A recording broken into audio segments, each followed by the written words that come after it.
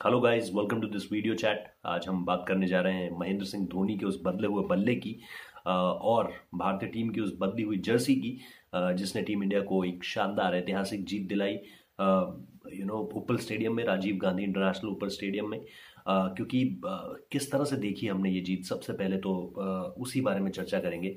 क्योंकि एक ऐसा स्टेडियम जहां पर भारत को आज से पहले कभी वनडे इंटरनेशनल्स में जीत नहीं मिली थी।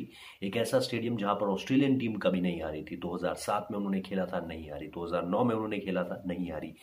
लेकिन आज हार गई। और क्या कमाल की बल्लेबाजी महेंद्र सिंह धोनी और केदार जाधव की।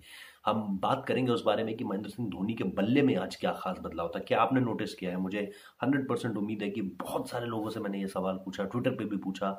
और अगर आप ट्विटर पर आना चाहते हैं और अपनी राय, अपना सवाल इस मुद्दे से जोड़कर देना चाहते हैं, तो @रोहित जुगलान पर आइए, ROHITJUGLAN, और वहाँ पर आप जवाब दे सकते हैं अगर आपको इसका जवाब पता है पूरा वीडियो देखने से पहले। क्योंकि हमें पता चल जाएगा कि आपने पूरा वीडियो देखने से पहले ट्विटर पर जवाब दिया है या बाद में जवाब दिया है। सो मेरा ये कहना है कि महेंद्र सिंह धोनी के बल्ले में आज एक खास बदलाव था। और उस बल्ले के बदलाव के बारे में भी हम बात करेंगे। लेकिन उससे पहले जर्सी जो है इंडियन टीम की, वो बदल गई है। और नई जर्सी जो है वो काफ़ी शानदार जर्सी है। और उसमें निश्चित तौर पर भारत की वो 3 ऐतिहासिक यू नो तारीखें मेंशन है, साल मेंशन है, माफ़ कीजिएगा। 1983, 2007 और 2011 जब भारतीय टीम ने विश्व कप जीते। 1983 में हमने 60 ओवर का विश्व कप जीता, कपिल देव की कप्तानी में प्रूडेंशियल वर्ल्ड कप जिसे हम कहते हैं। वेस्ट इंडीज़ को हमने हराया 1983 में। और उसके बाद फिर 2007 में महेंद्र सिंह धोनी की कप्तानी में दक्षिण अफ्रीका के अंदर हमने पाकिस्तान को फाइनल में हराया, T20 वर्ल्ड कप जीता। और आखिरकार हमने श्रीलंका को 2011 में वानखेड़े स्टेडियम में हराया और हमने विश्व कप जीता। तो कमाल की परफॉर्मेंस है। और उस परफॉर्मेंसेस के वो जो 3 अहम साल थे वो अंकित किए गए हैं इस नई जर्सी में। लेकिन आज के मैच पर अगर आए, ऑस्ट्रेलिया ने टॉस जीता, गेंदबाजी की, कोई दिक्कत नहीं थी जी, माफ कीजिएगा, बल्लेबाजी की, और कहा कि भारत पहले गेंदबाजी करेगा। अच्छा, शुरुआत बहुत अच्छी नहीं रही ऑस्ट्रेलिया की टीम की। जसप्रीत बुमराह ने आते ही एरॉन फिंच को आउट कर दिया, डक पर आउट हुए। सवा मैच खेल रहे थे आज अपना, लेकिन डक पर आउट हो गए। लेकिन उसके बाद हमने देखा कि एक पार्टनरशिप बननी शुरू हुई और ऐसा लगा कि ठीक है, चलिए चीज़ें जो है वो नॉर्मलाइज होनी शुरू हो जाएंगी। और उस्मान ख्वाजा और मार्कस टॉयनिश के बीच सबसे पहले एक साझेदारी हुई। उस्मान ख्वाजा ने 50 रन बनाए, मार्कस टॉयनिश ने 37 रन बनाए। और 1 रन पर पहला विकेट गिरने के बाद 87 रन पर, यानी 86 रन की साझेदारी हुई। और वहां पर ऐसा लगा कि यार शायद जब ये पार्टनरशिप आगे चल रही थी 86 रन की, तो ऐसा लग रहा था शायद ऑस्ट्रेलियंस जो है वो काउंटर कर लेंगे, अब वो एक अच्छी तरह से आगे बढ़ने लग जाएंगे। लेकिन वैसा भी नहीं हुआ। वैसा क्यों नहीं हुआ? क्योंकि जो कुलदीप यादव हैं उनकी गेंदबाजी, प्लस केदार जाधव की गेंदबाजी, प्लस रविंद्र जडेजा ने बहुत अच्छी गेंदबाजी की। 10 ओवर में सिर्फ 33 रन दिए। और वो ये बताने के लिए काफ़ी था कि यार रविंद्र जडेजा में वो बात है, वो एक एक्स फैक्टर है जो इंडियन टीम तलाश रही है। लेकिन क्या इस टीम में ज़्यादा स्पिनर्स हो जाएंगे? क्योंकि आप देखिए कि केदार जाधव स्पिन करा लेते हैं, आपके कुलदीप यादव हैं, फिर आपके युजवेंद्र चहल हैं, उसके बाद जाकर कहीं रविंद्र जडेजा का नंबर आता है। तो लेकिन जिस तरह की गेंदबाजी आज रविंद्र जडेजा ने की है, उम्दा गेंदबाजी, बहुत कमाल की गेंदबाजी। और उन्होंने निश्चित तौर पर ऐसी गेंदबाजी की जिसको लेकर लगा यार ये भी एक ऑप्शन हो सकते हैं। और अब मैं आपको एक आंकड़ा बताऊं, दिलचस्प आंकड़ा, ये कैलकुलेटेड आंकड़ा है। 84 सेकंड में रविंद्र जडेजा अपना एक ओवर खत्म कर देते हैं। सोचिए कितनी रफ्तार से वो गेंदबाजी करते हैं। मतलब बल्लेबाज को सामने सेटल होने का मौका भी नहीं देते हैं कि वो एक गेंद के बाद जो दूसरी गेंद है उसे देखने के लिए उसे क्या ही टाइम मिल पाता होगा, क्योंकि 84 सेकंड में पूरा ओवर खत्म हो जाता है। तो ये अपने आप में एक दिलचस्प आंकड़ा है, जिसको आप अपने दोस्तों को बता सकते हैं और बता सकते हैं कि आपको स्पोर्ट्स आर की चैट में इस आंकड़े के बारे में पता चला था। कोई आप पर सवाल नहीं उठाएगा, मैं आपको गारंटी देता हूँ इस बात की। सो अगर आप ये आंकड़ा भी डालना चाहते हैं तो प्लीज़ इस्तेमाल कीजिए ट्विटर आईडी का @रोहित जुगलान, ROHITJUGLAN। और उसकी मदद से आप ट्विटर पर हमें इस डेटा को हमारे साथ शेयर भी कर सकते हैं, ताकि हम आपके डेटा को आगे बढ़ा सकें, आपकी ट्वीट आईडी को आगे बढ़ा सकें।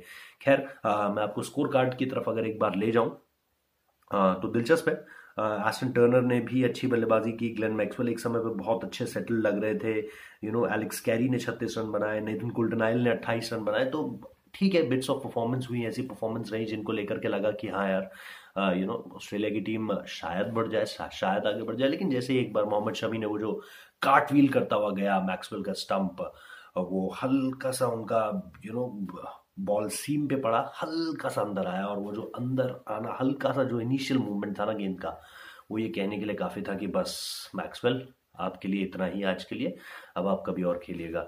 सो 40 रन पर मैक्सवेल आउट हुए, लेकिन बहुत ज़्यादा सेटल्ड नजर आ रहे थे। मैक्सवेल इस सीरीज में ऑस्ट्रेलिया के लिए बहुत किफ़ायती होंगे। जैसे T20 सीरीज उन्होंने अकेले दम पर जिताई, वैसे ही वनडे सीरीज में भी वो कोशिश करेंगे कि ऑस्ट्रेलिया को ज़्यादा से ज़्यादा फायदा पहुंचा सके।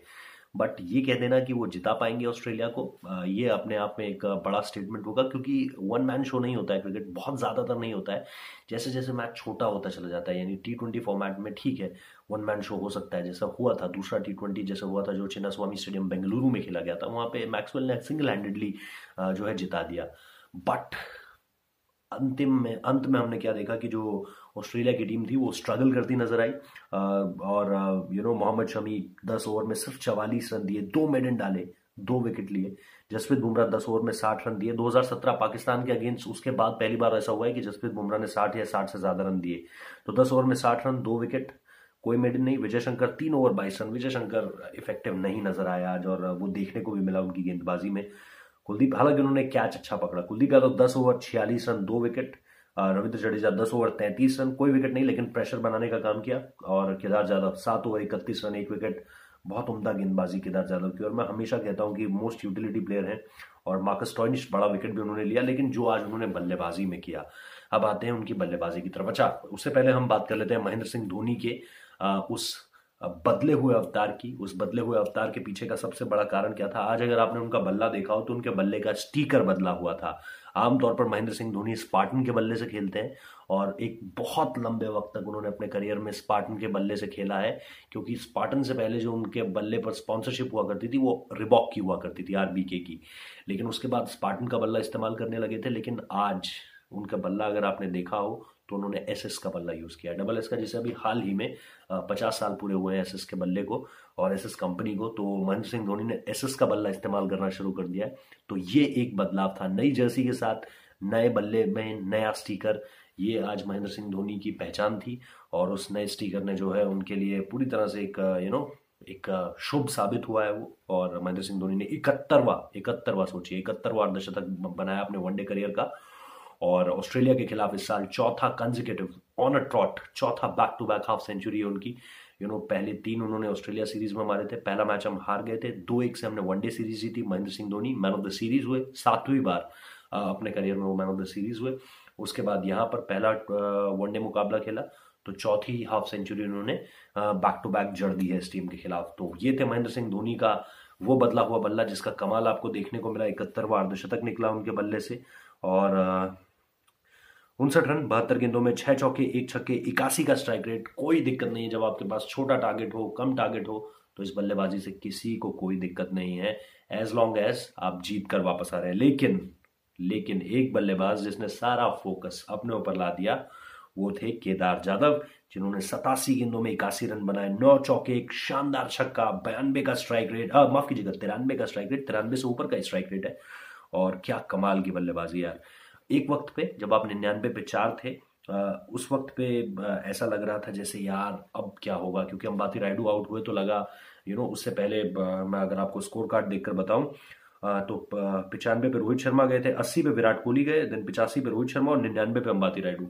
तो ये जो 15 रन पे आपके 3 विकेट गिर गए, और 3 इंपॉर्टेंट विकेट, विराट कोहली, रोहित शर्मा, 2 बड़े नाम यार, बहुत बड़े नाम, और फिर आपके अंबाती रायडू। तो ऐसा लगा यार अब क्या होगा इस टीम का, क्योंकि इतने बड़े बड़े दिग्गज खिलाड़ी आउट हो चुके हैं। लेकिन जैसा विराट कोहली ने कहा पोस्ट मैच प्रेस कॉन्फ्रेंस में कि उन्होंने स्कोर कार्ड की तरफ देखा, 99 पे 4, और फिर देखा बीच में कौन कौन है, अंबाती रायडू और महेंद्र सिंह धोनी। उन्हें लगा ये जीतना चाहिए गेम हमें, और भारतीय टीम उस गेम को जीत गई। शानदार साझेदारी और ऐसी बल्लेबाजी दोनों ने की जैसी बल्लेबाजी काफी समय से देखने को नहीं मिली थी। हमें उम्मीद थी कि हमारा जो मिडिल ऑर्डर है वो लगातार स्कोर करेगा, लेकिन कब आज वो दिन आया। कई बार ऐसा होता है कि आपका टॉप ऑर्डर नहीं चलता है, आप ऐसा नहीं चाहते हो कि टॉप ऑर्डर ना चले, लेकिन ये कहते हैं ना, उसे हिंदी में कहते हैं छुपा हुआ आशीर्वाद, इंग्लिश में कहते हैं ब्लेसिंग इन डिस्गाइज। तो ये छुपा हुआ आशीर्वाद था एक तरह से महेंद्र सिंह धोनी के लिए भी, केदार जाधव के लिए भी, और सबसे इंपॉर्टेंट विराट कोहली के लिए, टीम मैनेजमेंट के लिए, क्योंकि आपको एक ऐसी परफॉर्मेंस मिली जिसकी तलाश आपको थी। You are desperate for these kind of performances, and these to deliver this most importantly. तो कमाल का परफॉर्मेंस, उम्दा परफॉर्मेंस भारतीय टीम का। और मैंने जैसा आपको बताया कि बदले हुए बल्ले का महेंद्र सिंह धोनी के खेल पर भी असर पड़ा है, उनके बल्ले के बदलने से उनके खेल पर भी बदलाव आया है, जो कमाल है। और हम तो चाहेंगे भैया, अगर बल्ले का स्टिकर बदलने से ऐसा होता है तो पूरी टीम स्टिकर बदल ले और इसी तरह से खेलती रहे। और जिस तरह का परफॉर्मेंस आज इंडिया का रहा, 1-0 लीडिंग इनटू द सीरीज। मंगलवार को दूसरा मैच नागपुर में खेला जाना है। होपिंग फॉर द बेस्ट कि उस मुकाबले में भी टीम इंडिया अच्छा करे, and looking forward to it. तो अगर आपको अच्छी लगी हो चैट तो प्लीज़ सब्सक्राइब कीजिए, नोटिफिकेशन बेल बजाइए और टाइमलाइन पे शेयर कीजिए। अपने दोस्तों को बताना मत भूलिए इस चैट के बारे में। कोई सवाल, कोई सुझाव, आपका कोई सजेशन है तो प्लीज़ ट्विटर पर यूज़ कीजिए @रोहित जुगलान ROHITJUGLAN, या फिर इंस्टाग्राम पे भी आप आ सकते हैं Rohit ROHIT.JUGLAN। Thank you guys, and pray करते रहिए कि भारतीय टीम अच्छा खेलती रहे, जीतती रहे, महेंद्र सिंह धोनी इसी तरह से खेलते रहे, Rohit Sharma, Virat Kohli, Shikhar Dhawan, Jasprit Bumrah, everyone keeps on playing like this, और हम इसी तरह से सेलिब्रेट करते रहे। Thank you, cheers.